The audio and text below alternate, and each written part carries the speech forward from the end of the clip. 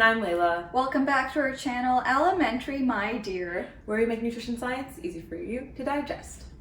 Today we're talking about how sleep affects your appetite. Could your all-nighters be making you more hungry? I know that's true for me. Honestly, yes, definitely. I'm thinking like around like at 1 a.m. if I'm up then, I'm like, oh, I'm getting a little peckish, need a little snack. Have you ever heard of like the whole sleep for dinner thing? Is it like a dieting thing? Oh, no, this is like I'm a broke college student. Oh, just go to bed early enough so you don't get hungry. Oh my gosh. Oh, I hope there aren't a lot of students doing that. You know what, we all been there. Being up longer, you have more of a time to get hungry. I know for me, like I'm a pretty go to bed early kind of gal. So if I am staying up late, typically it's for like social situations. Yes. And when there's social situations, there's always food. Always food, involved. always drinks involved. Yeah. So we all intuitively know the importance of sleep. Even one night of not getting good quality sleep, you wake up, you feel it. You know something's not right. You know you're not performing well. You might be more emotional than usual or irrational. You might be making more mistakes.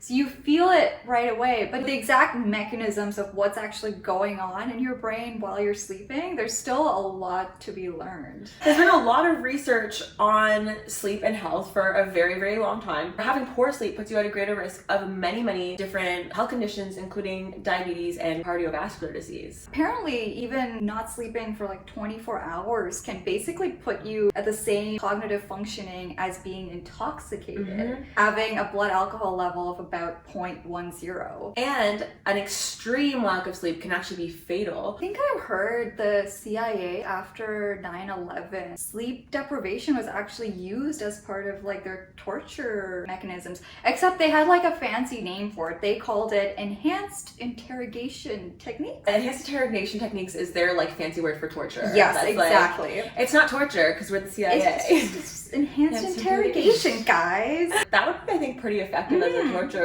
technique, because even sometimes when I deprive myself of sleep, I'm like, I feel terrible. Yeah, the way they did it, if I remember correctly, is that it was constant noise and constant light. I feel like if I got to a certain point of being tired though, like I could just do it. Like, have you ever been a kid? You know when you're at a party, like a family party as a kid, and the music's blasting and there's lights and auntie whoever. In a family party, at least I think you're like safe. You know you're safe and you have a comfortable couch or bed to crash on.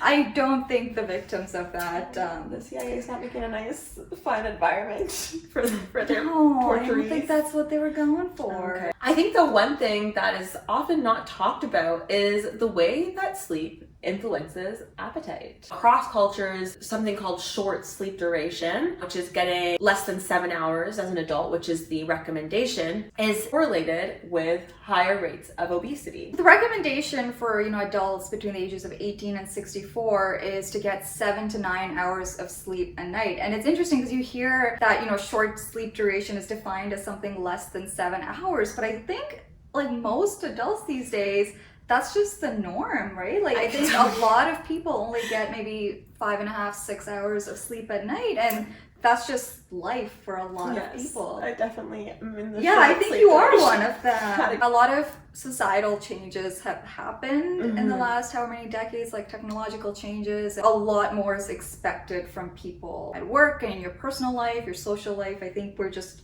maybe all taking on a lot. And we also have like the internet at our fingertips. I know I'm definitely guilty of doing a little TikTok scrolling.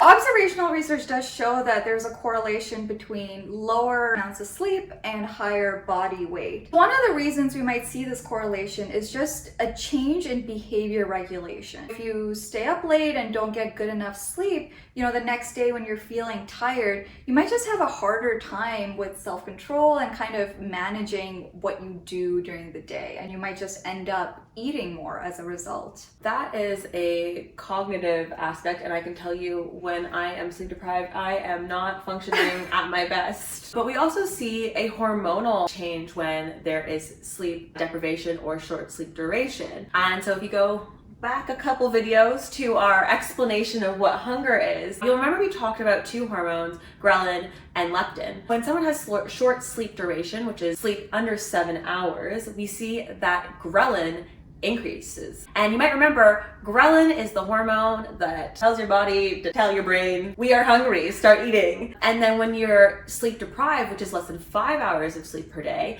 we see increases in ghrelin and decreases in leptin, which is the hormone that, well, one of the many hormones that tells your body like, hey, we're good, we don't need to be eating right now.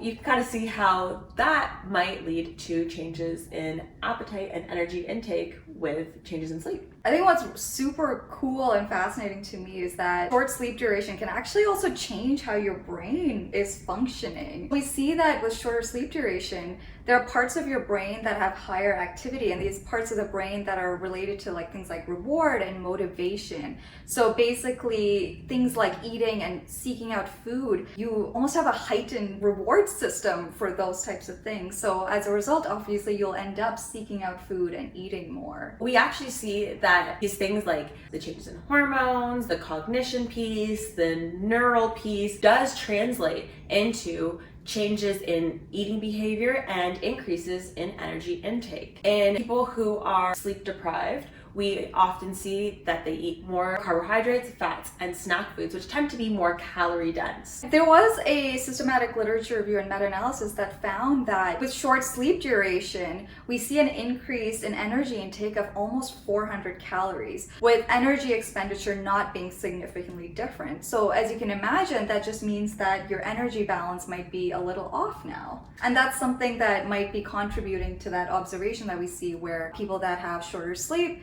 tend to have higher body weight. I will, give you a little bit of hopeful news. We actually do see that in people who once had short sleep duration and then increase their sleep to recommendations, we see that they're able to stave off extra energy storage in their body in this form of fat. If you're bad like me with your sleep, there's still hope. Keeping in mind that sleep is super important, what are the recommendations? So as we mentioned before, for adults 18 to 64, 7 to 9 hours a night is recommended. Obviously, children and adolescents need a lot more than that because there's a lot of growth and changes and important things happening. Older adults can get away with having a little bit less. Honestly, like these sleep recommendations I think are good, but I feel like it's also maybe somewhere where you could listen to your body, because I'm sure there's some people who might need like 9.5. Thank you guys so much for watching. Be sure to like, comment, and subscribe. Hit the notification bell so you never miss one of our videos, and follow us on our Instagram and our TikTok. Thank you for watching. Bye.